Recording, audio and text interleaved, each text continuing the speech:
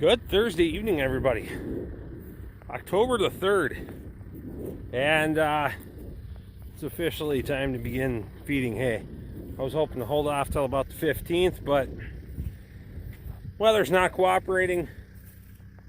We're not quite having that warm weather we need to grow the pastures back and keep them in good condition, so we're just going to shut the pastures off for the most part.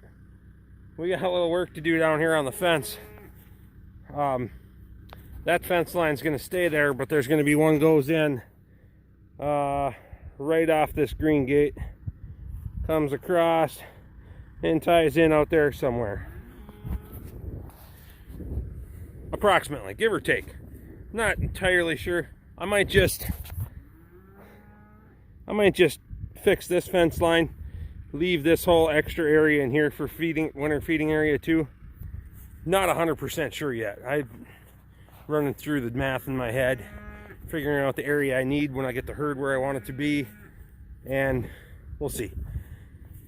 A couple of calves bellering up there because they got out last night and haven't found their way back in, so we'll probably go give them an assist. But we are trying a new feeding program this year. Instead of going with conventional bale feeders, which I have plenty of, but a couple of interesting studies I've been reading that intrigued me a little bit is basically you're putting your nutrients back into the pasture again. Now, I'm not going to winter feed on my entire pasture. Just don't have that capability right now. And maybe once we get the paddock system set up the way I want it, we could probably look into doing that. But right now we're going to use this area as the winter feed area. And as you can see, we are going to roll out the hay. I just rolled out a bale out here. I did this one a week and a half ago, kind of as an experiment. I wanted to see what my waste factor was going to be. I don't think the waste factor is any more than what it would be if I put it in the bale feeder. But biggest thing I noticed here, especially for me, I don't have the competition, because when I feed them in the bale feeder, for whatever reason, they always decide they want one bale. That's the first one they're going to eat, and they're going to fight over it. Whereas here, that one bale is spread all over. So even if they want that one bale, everybody gets their own little place. And the pushing and the shoving and all that becomes minimal, especially when you got pregnant cows. Hey, Rob. When you got pregnant cows and things like that, you don't want them banging into each other and miscarrying, and I've had that happen a couple of times.